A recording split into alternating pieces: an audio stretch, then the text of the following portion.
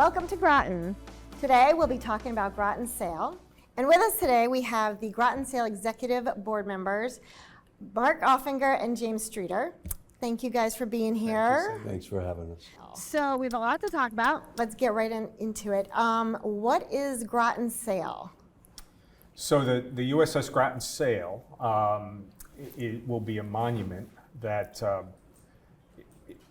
will be built on the front lawn of the Groton Public Library and the Senior Center. It's a lot of times you will see a sail, and that's the part that sticks above the water.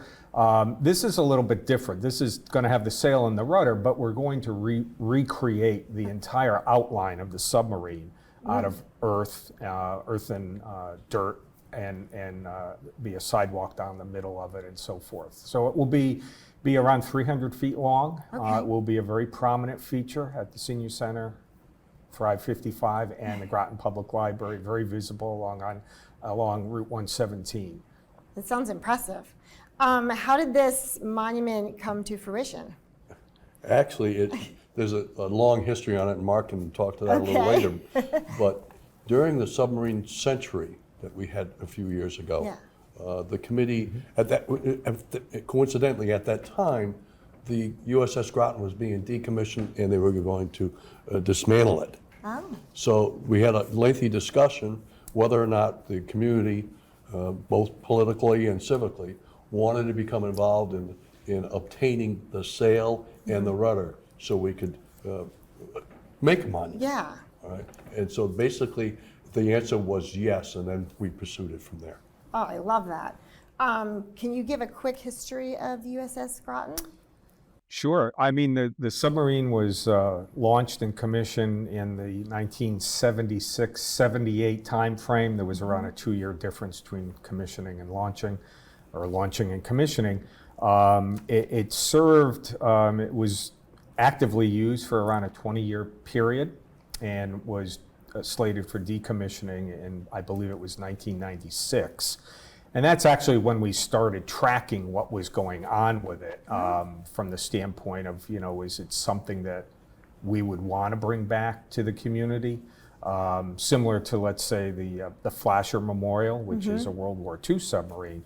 And so we kind of kept track of where it was. Initially, it was up in Maine, and then it got towed all the way over to down and around to Washington State to be cut up, as Jim noted, many years later. Okay. Probably back in 2004, 2005. It has a very interesting history and a couple of firsts for the Navy. It was the seventh, I believe it was the seventh in the class of 688. Okay. And probably for those of us who have kind of been around since then, and remember Groton Week, it was in celebration of the USS Groton. Yeah. That's when it all started back in the mid-70s. I love that. Yeah, and we have a very big military community here, very Navy. So who is this executive committee that is leading this? Well, ultimately, out of that submarine century, we decided to go ahead with it. Okay. And the first thing we had to do was establish what we call a nonprofit organization, so we could collect funds, because we knew it would be costly to build this monument. So at that time, in fact, the first captain of the ship, Bill Vogel, raised his hand and said he would be the chairman. And then Marion Galbraith, the former mayor of the city, she raised her hand. Nice. And then Mark raised his hand, and I raised my hand, and so we established a 501c3. That was basically the board, the executive committee. Okay. And since then, we have established a board, and on and off, we probably have between 12 and about 20 individuals representing the community, representing the Navy, representing Electric Boat, that are on the committee that are making the decisions of how And we this go is about both town and city of Groton, Absolutely. right? Yeah. So I just want to Yep. let people know that, because Yep. I think a lot of us, Yeah, when we requested to get the sail and the rudder. It was a result of action that both the town council took and the city council Nice. took. So it was a joint request. I love that. So you've already said the sail is around and you have it ready to go, but like, where is it sitting right now? I'm not sure I'd classify it as ready to go. Oh, okay. So the sail, I mean, that was one of the first challenges is, you know, we initially thought, well, when it's up in Maine, maybe we could get it and it's a short distance, but Yeah. then it didn't get cut up in Maine, it got cut up in Washington State. Right. And so for a long time, it was how are we gonna get this thing back and what is it gonna cost? Magically, it just showed up one day. Oh, And it's been, since that time, it's been in storage up at the subbase. Okay. They have a fairly large outdoor storage area at the north end of the base. It's been cut up into pieces. It's almost, to the untrained eye, you maybe wouldn't even know what it was when you saw it. I mean, this thing is in pretty tough shape. When they cut it up, they really didn't pay attention to, well, somebody's going to want to put it back together again. So there's, the sail itself is in two pieces. The fair water planes, the little yep, wings, the wings. are off, had to be taken off because of the width, and the rudder's laid down. So there's probably 5 big pieces okay. that ultimately have to be put back together, refurbished. It needs a lot of work. Right. A lot of work. And actually, there are missing pieces. When they dismantle a submarine, they would take certain whole pieces out Portions. where they had to have access into it. So there may be pieces that are a foot by 2 feet that are missing. So we have to replace those. Replace it, yeah. Yeah. So we're gonna clean it up, make it nice. Yep. The brochure's great. I love the image of what it's going to be. It's amazing and very welcoming. Do you guys, you know, the actual monument of it, where will it be? How did you decide where to put it? Well, it was very interesting because there was a lot of input and a lot of interest. And I believe there was about 29 locations that were initially, considered. And each one, the committee visited and took a look at and evaluated as far as, will it fit here? Yeah. Is this the appropriate location? The visibility of it, things of that. And one of the things, What's the one of the state say? locations that first popped up was right here. Awesome. And it's important to remember that where the library is and where Thrive 55 is actually geographically the center location of Groton, which is important, number one. Love that. Number two, it's a main gateway of coming into the town to get to locations. So ultimately, there were a few other sites that were considered, but either for physical size location or other, there were some legal issues Right. that a Yes, property owner permits, had. et cetera, So yeah. we ultimately went right back to ground zero, which is right here. Yeah, I think it's gonna be great. It's gonna be beautiful. It seems like it makes sense. Yep. We're gonna take a quick break from talking and let you guys see a little video about this project. Check it out.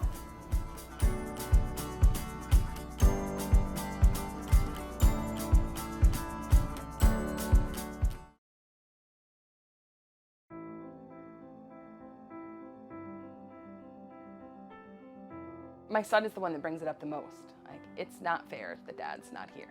It's not fair that the Navy took Dad away. That's kind of something that I try to steer away from. Into Dad's out there doing a wonderful thing, and it's hard, but how do we make the best of where we are right now? I'm John Padgett. I am the chair of the Groton Sail Foundation. Our foundation is working to provide a monument to honor the men and women who design, build, operate, and maintain our submarines. This is a community that embraces the military. We have the Coast Guard across the river, we have National Guard, we have, of course, the sub base. The Groton Monument is extremely important, not just for the people who live here, but frankly, across the country and literally the world. This will hopefully energize the younger generation once they see this monument, to want to get involved and want to help and, you know, get a job at Electric Boat and produce a product that's going to go out and protect us for the rest of their lives. Seeing the monument itself, you know, you drive down past the library and you see it there. To me, you know, when you talk about EB, as somebody that's been there so long, people ask what I do. You know, I still get excited about that. You know, I'm very proud of what I do, and to see that piece be captured and put out there for display, to me is, again, it's an honor for anybody that had to do with that. The USS Groton Sail Monument really provides a moment for the expansive community of designers and engineers that bring their technical prowess, the shipbuilders who bring their skills and craftsmanship, the educators who educate the people within our community, the sailors who we thank for their service and dedication. It is a monument. Monuments last a long time. And to me, that's the kind of cause that I think, you know, people should really feel excited about, that they're doing something for legacy, not just the, you know, the moment we're in right now. We wanted to create the overall monument to really celebrate the importance of submarines to Groton and Groton to the submarine industry. We replicated the entire size of the submarine with an earthen berm. We located the sail for the USS Groton within what we're calling the Design and Construction Plaza to celebrate all that goes into design and construction. We have the Underway Plaza to celebrate and tell the story of what it's like to be underway when you're on a submarine. The Family Plaza, which celebrates the families that are back at home while their sailors are away. And the Community Connection, which really brings us full circle back to what the submarine industry means to Groton and what Groton has meant to the submarine industry. I think that having a monument that's so visibly submarine, the shape of the submarine, the size of a submarine, the parts of a submarine, will allow those connections to be made a little easier. Sometimes the community at large doesn't remember. There's families that are living without a family member, and seeing it every day will help be that reminder for them.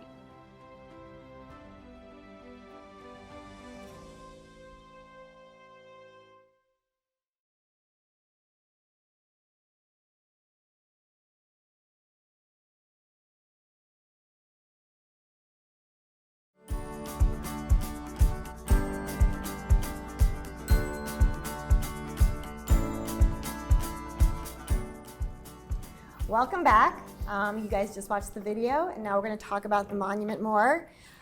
We discussed lots of parts already, but what is the monument, or who is the monument dedicated to? The entire group had no problem establishing a mission statement. It's dedicated to the men and women who design, build, and operate and maintain submarines, and the community and organizations that support them. Overall, it's all inclusive of everybody that has any thought of The working with a community, yeah. submarine. I love that. With a particular emphasis also on families. Yeah. There's a support. part of the monument will be specifically set aside in acknowledgement of the role that the family, keeping the lights on at home type of thing. Yeah. Oh, that's awesome. I love that. Besides the sail, what are the historical and educational components that you guys have planned?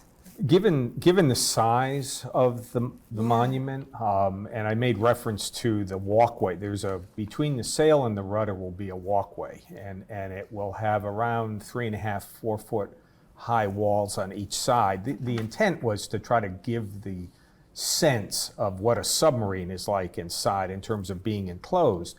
But we've got probably 200 feet times 2 of potential display area. And we certainly have not finalized all the information that's going to be on display. Right. But we have ideas, and we'll be working with Chad Frost from Kenton Frost, who is the designer. We actually have recently stood up a small committee to kind of work on starting to identify. Oh, great. But it's really to talk about, there will be some about the actual USS Groton, but as Jim noted, this is more than just about Groton, the submarine Groton. Right. It's really about the subforce The community. and the community and the builders and so forth. So it will be a pretty extensive display of exhibits mostly, narrative with that. pictures. Oh, I love it. I know you mentioned before the size of it, and you just kind of alluded to that as well again. But so this is going to be an outside monument, just right there, 300 feet. Yeah, I mean, the submarine itself is around 360 feet long, Okay. but part of the submarine would not be at that 4 foot, Right, yeah. so it will be probably 320 feet long, a football field. And it is, Right in front here. it will take up a good part of that front lawn. It's going to be quite the eye-catching monument. Okay. So we talked about the location, but do you think the location is going to draw in people right off the road? Like, how many people do you anticipate coming through here? Well, again, it's one of Yeah. the gateways to come into the town. Yeah. And I guess if you did a traffic count, you'd actually see how many people actually travel Route 117. Either to go to the shopping center, to Mystic, to Noank, to Pequannock. So it's, again, centrally location. My personal feelings, I believe it's going to be a very, very attractive tourist attraction, as well as a monument that former Navy personnel, former electric boat employees, or present will be happy to go visit. Yeah. Bring their family there Yeah. to show them, this is what I was on, this is Yeah. what I built, so. I agree. I think the family component is definitely Yeah. going to Yep. be a draw. So with that in mind, how much of the funding, how much will the monument cost? How much of the funding have you done thus far? Sure. And where So are we going? the project budget, and it will, it's a Fluctuate. budget. It's around $2.4 million. Okay. And we've raised or have gotten commitments for around $850,000. The most recent and the largest contribution recently coming from the town of Groton. The town council and the RTM graciously approved $250,000 back in October to go around 10% of the cost of the Right. monument. General Dynamics has committed a fair amount of money.